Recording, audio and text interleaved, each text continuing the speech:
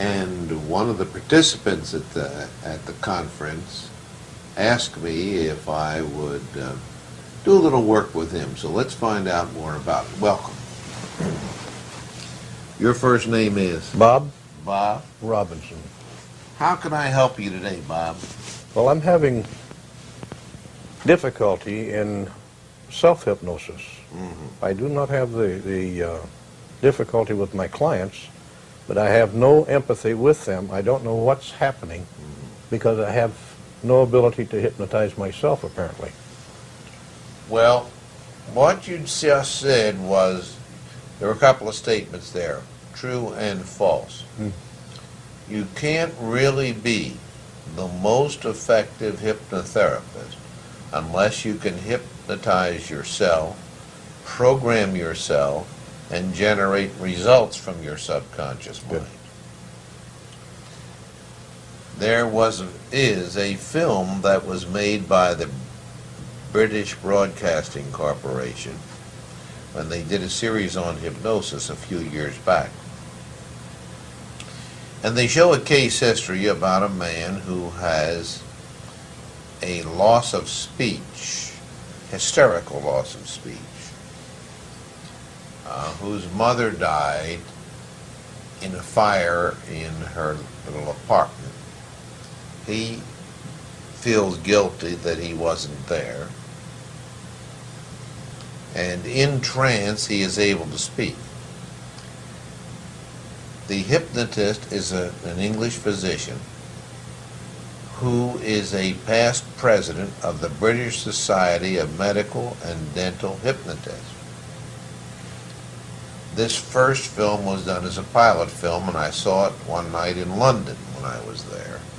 I had tuned in because I had seen in the paper that a film on hypnosis. In this segment, he brings the patient's wife into the room, and he hypnotizes the man. He says, "Would you like to see him talk now that he's hypnotized?" And then he says, "You see, he can't hear me when I'm talking to you. He can only hear me when I talk to him." Now, every hypnotist that ever sees that film knows that that doctor has never been hypnotized, or he wouldn't have said that. The hypnotized subject hears everything because hearing is a mechanical process. The sound travels through the air, sound waves, strikes the ear, hammer, anvil, stereo, auditory nerve, etc. Now, as to listening or paying attention or being responsive to, that's another aspect that we add to hearing, you see. If you live in the path of the airport landing pad, you hear the planes come in. But after a few weeks of living there, you no longer are listening to them. You're still hearing them, but you're not focusing on them. And I have visited people who live in such areas in this town, and in a single afternoon I'd say, how do you stand it? That noise would drive me crazy. And they say, well, after a few weeks, you don't hear it anymore. What they mean is, you don't listen to it anymore. No paying attention. It doesn't capture your attention any longer, you see. How do people work in factories where there's tremendous sound levels? Have you ever noticed, after they've worked there a few weeks, they can talk to each other in almost a conversational tone and hear each other perfectly. So it is true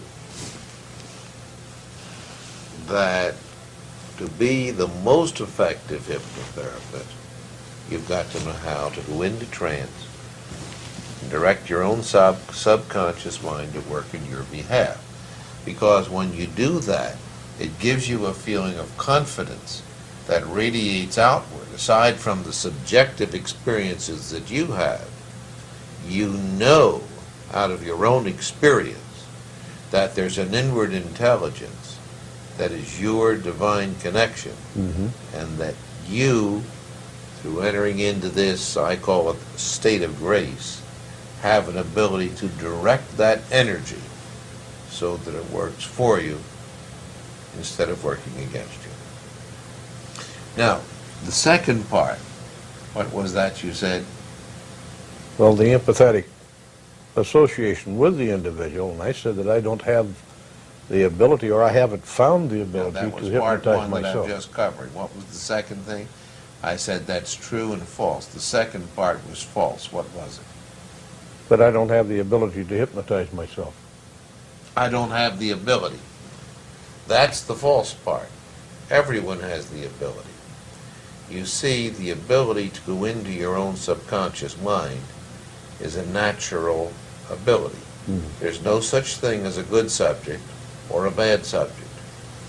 Now, I know that's difficult for you to accept, because when you take the so-called authorities like Professor Hilgard of Stanford, he says hypnotizability is randomly distributed throughout the general population. Now, randomly distributed means there's good subjects and there's bad subjects. I'm in the work 40 years. I used to believe that lie. I don't anymore. Because all that can happen to anyone is that their natural capacity, meaning according to your nature, their natural capacity to enter trance can be inhibited. How is it inhibited? Through misunderstanding generated largely by the books of those former authorities, and by common subconscious fears. The fear of losing control, the fear of being controlled, the fear of releasing some aspect of themselves that they feel might be embarrassing or shameful, what I call the Jekyll and Hyde fear. Fear of sexual assault. So all of these fears, singly or in combination, can inhibit the person's ability to go into a trance. Now there's one more thing. You see, in America and certain other English-speaking countries,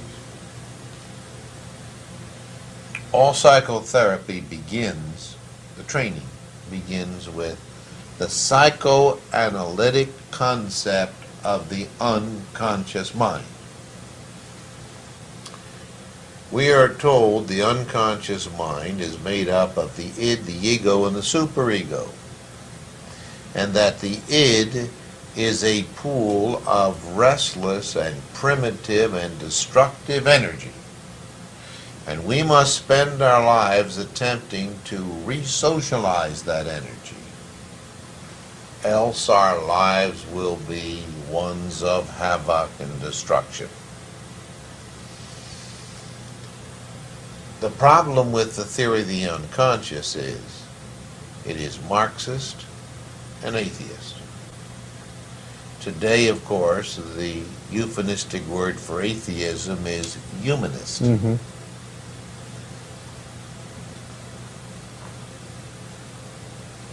Because there is a refusal, an unwillingness, an inability to recognize the divine nature of the individual, and because the theory of the unconscious is used as a club to control the general populace through coercion, which goes like this. If I'm the psychotherapist and you're the client, and you try to talk to me about your unconscious, I can say or communicate this message. Don't try to tell me about your unconscious. You don't know anything about your unconscious because it's unconscious to you. I studied about the unconscious and even had my own unconscious analyzed. I'm the only one can tell you about your unconscious. So shut up and keep writing the checks. I've heard that before. The other part of it is this. Whenever any other system of mental, emotional, or spiritual healing is presented, sooner or later, the psychiatric, psychotherapeutic community will find ways to get into the media and say, but they're not trained in the dynamics of the unconscious. And they may be well-meaning, but they're a threat to public health and safety. That's said about every alternative human service, health science provider, if they're not part of the establishment. So out of that comes a belief in many people. I've got this terrible, primitive, destructive id, and if I go into a trance, Lord knows, all hell might break loose. That's called the fear of losing control. Control of what? Control of the id. This is where resistance to hypnosis comes in, or inhibition. Now comes the next part. You, sir, have made it more difficult for yourself because you became a hypnotherapist and were hypnotizing people before you knew and could utilize your own trance state. Therefore, your misunderstandings about hypnosis have been compounded by the fact that your knowledge about it remains objective, cognitive, intellectual, rather than that of your personal subjective experience, which amplifies and enriches the rest of that learning and validates it, you see. What sayest thou? This is why I don't have the rapport with my clients that I want. That's it. So rather than say I can't hypnotize myself, I will say, so far I have been unable to. All right. Which I think indicates that I still have a desire to learn and to better myself so that I can help more people. Yeah. Now, I'm going to say one more thing. And you said, I think. Now, I agree that relationship, rapport comes out of the trance state. It's a French word. It's called a sympathetic vibration. But prior to that is relationship. That is when you sit down with that person, as we're sitting here together now, can you quickly communicate to them that you're there because you believe it's your mission to be there and to give help based on your knowledge, understanding, your wisdom, and most importantly, your caring for them. That's called agape, or divine love. And that they're there because they ask your help. They want your help in that area of their existence, however small it may be. They feel helpless. How quickly can a relationship be developed that the client can overcome any subconscious fears, quickly have a feeling of trust sufficient to surrender, because that's what we ask for. That you surrender to your own inner being, which has its own protective devices, will not allow you to act against your own value system. In that surrender, and I think this is what you're really asking for, you come to recognize that you, sir, lack control. Rather than being in control, you lack control. Now, why do I say that? Because you can't relinquish control when you want to, Okay. in your own behalf, in your own desire, because you want to, because you need to. That's a person with control that can exercise it when it's appropriate and can relinquish it when you're appropriate. Mm-hmm. I want to give you perhaps a man-to-man kind of illustration. In physical lovemaking, you don't consciously, intellectually direct yourself to have an orgasm. You allow it to occur. You get out of the way and you let your feeling self take over and take you where you want to go. In a similar way, not identical, but in a similar way, hypnosis is achieved in that same way. You get yourself out of the way and you let it take place. Now, the inhibition that I talked about, most hypnotists classify, based on books they've read, subjects as highly hypnotizable or medium or poorly hypnotizable or not hypnotizable. That's all pure foolishness. Absolute foolishness.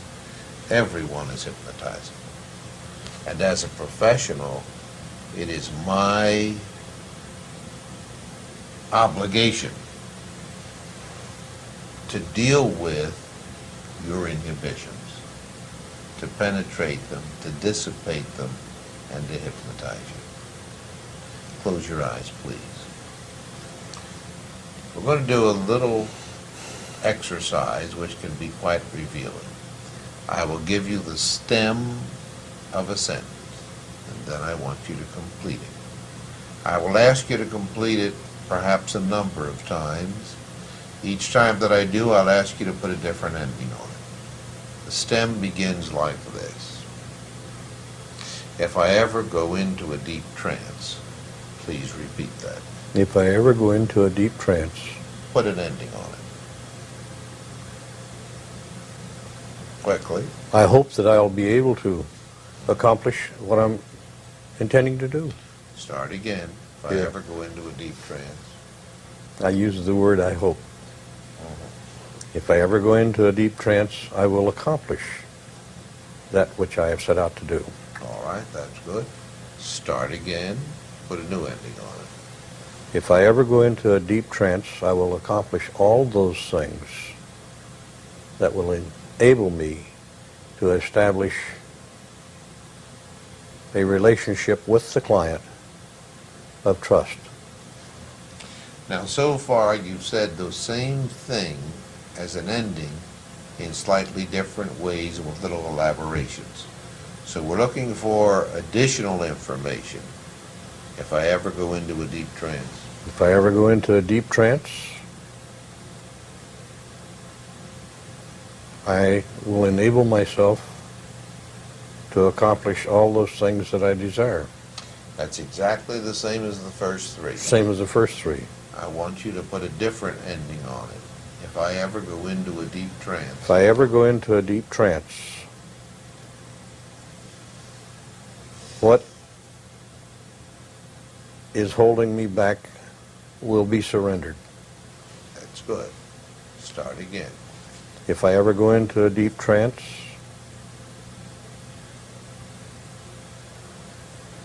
my knowledge will increase. Good. Start again. If I ever go into a deep trance, my ability to aid and assist will be enhanced. Sounds very much like the first four. Here we go. Start again. If I ever go into a deep trance,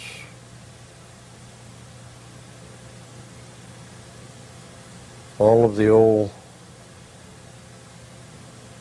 social mores and inhibitions will be dispersed. All right, we'll change the stem slightly now. Once I'm in a trance, Once I'm in a trance, put an end to I will accomplish all things I have set out to do. Start again. When I am in a deep trance,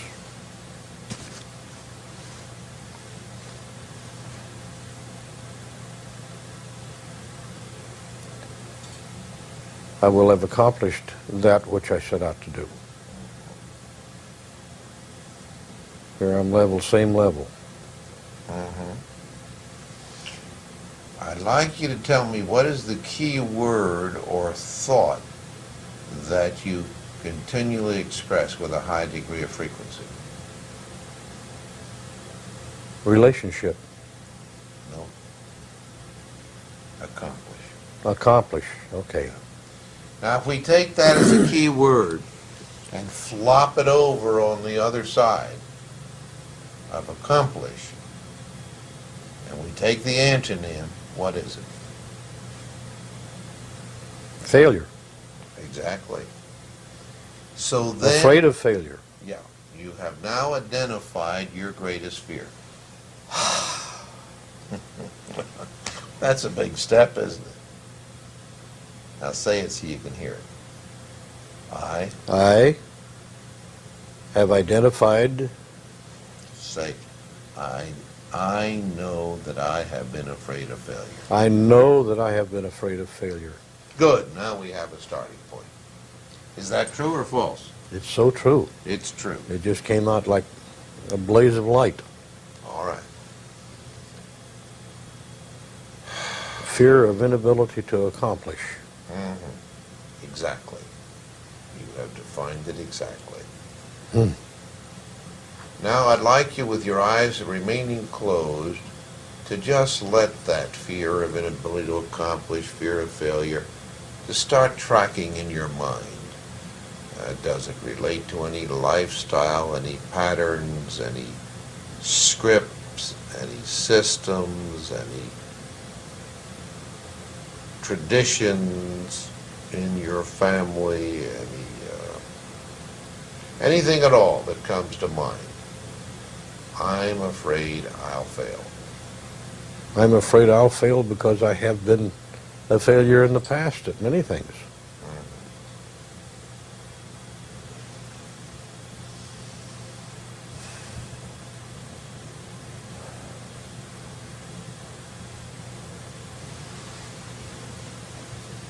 Open your eyes.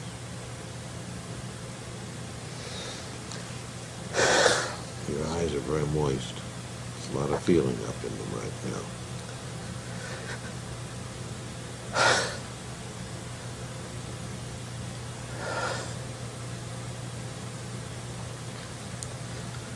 It's very important to you to be able to succeed in this work, isn't it? In this time, yes.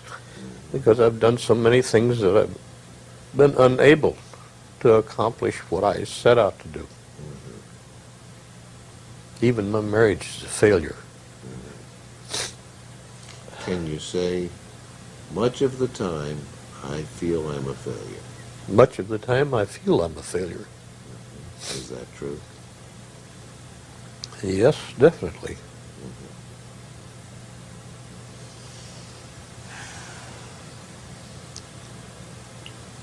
Look at me.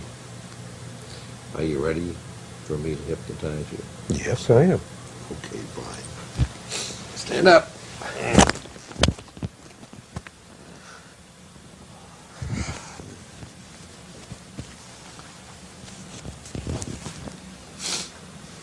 Just stand in here a little closer to me. Pull your feet together, if you will. Sleep! Turn loose now. Relax. Let a good, pleasant feeling come all across your body. Let each muscle and nerve begin to grow loose and to limp and so relaxed. The more I rock you, the deeper into hypnosis you're going. I'm going to count from 10 down to 1. As I do, with each number I count, you feel yourself drifting to a much deeper level of hypnotic relaxation and slumber. Number 10. Every muscle and every nerve is loose and limp and relaxed as you feel good. 9. You're relaxing more. with each easy breath that you take, 8, drifting down calmly, quietly, easily, and gently, 7. It's such a comfortable feeling to feel so secure. Number 6, and to know that you're gaining the control now that you've sought for such a long period of time. Number 5, when I reach the count of 1, I'm going to say the word sleep deeply. You'll then be aware you're much deeper than ever before. Number 4, drifting down calmly, quietly, easily. Number 3, when I say the word sleep, I do not mean the kind of sleep that you sleep at night. I am referring to a very pleasant state of mental and physical relaxation that you are experiencing at this very moment. Number 3 and 2, on the next number I'll give the signal. Now get ready. Now number 1, sleep deeply. Now you're deeply relaxed and you feel good. And we're going to establish some signals for you so that you can learn to produce trance for yourself when you want to. I'm going to count to 3. At the count of 3, only your eyelids open. Before we do that, let me change my direction slightly. I'm going to count from 5 down to 1, and as I do, your eyelids lock so tightly closed, the more you try to open them, the tighter they're locking closed. 5, eyelids pressing down tightly. 4, pressing down, sealing shut. 3, sealing as if they were glued. 2, they're locked. The more you try to open them, the tighter they're locking closed. 1, now try to open your eyelids. Satisfy yourself they're locked closed. That's good. Now you've done it. You can relax, let your head drop forward, and go much deeper.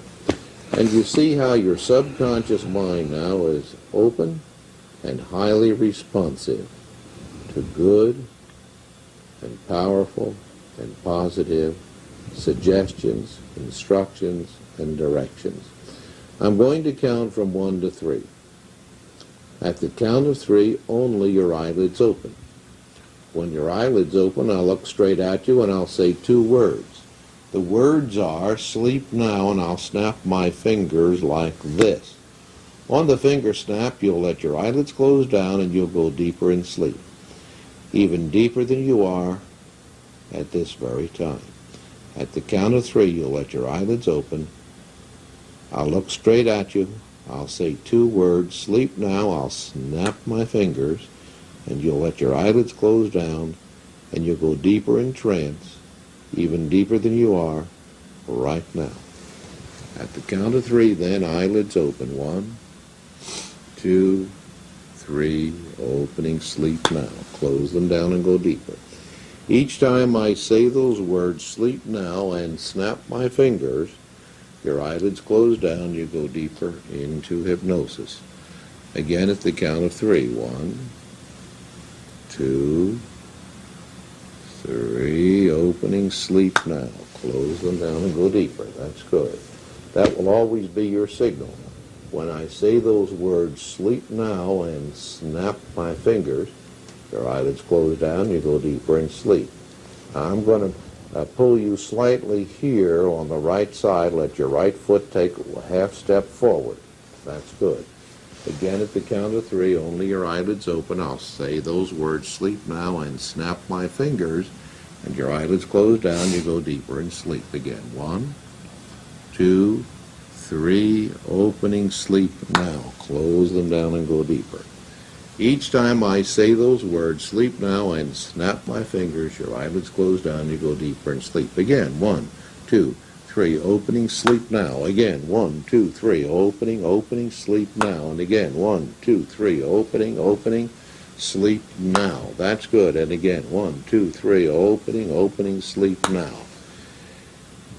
You're beginning to understand the nature of response. And now, I'm going to ask you to take 2 steps backward until you feel the edge of the chair against the back of your legs. Do it now. That's fine. Now prepare to sit. That's good. And now you're comfortable in the chair.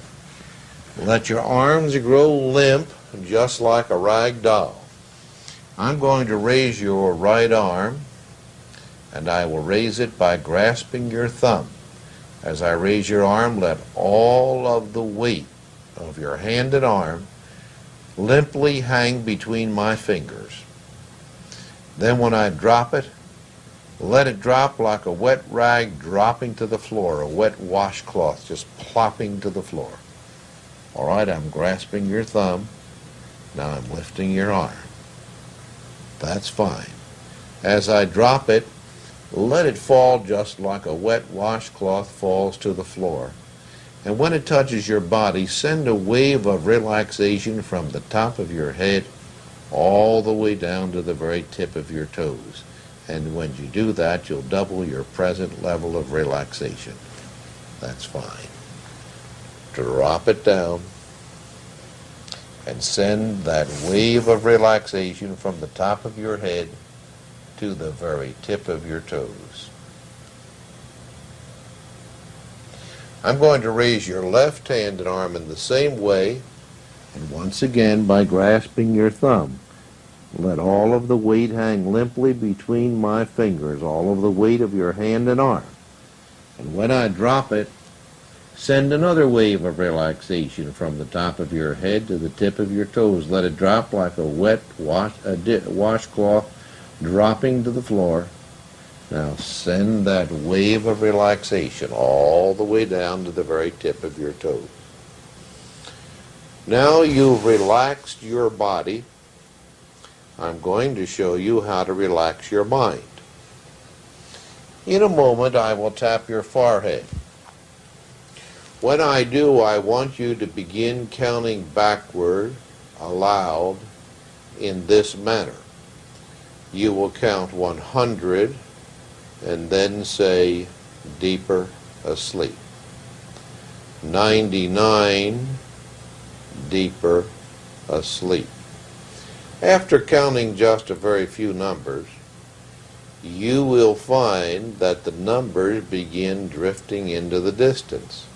In fact, by the time you reach 98, or perhaps you'll even get down to 97, you'll find you've relaxed those numbers right out of your mind. Just as you've relaxed your body, you'll find that you have relaxed your mind. All right, get ready now. When I tap your forehead, begin counting from 100 backward, saying the words deeper asleep after each number you count. Begin counting. 100. That's fine. Deeper sleep. Good. 99. Good. Deeper sleep. Let them start fading now. 98. Deeper sleep. Now you've got to let them fade farther. No. None there. None there. That's right. They just faded away, and you relax them right out of your mind. Now I'm going to teach you how to hypnotize yourself.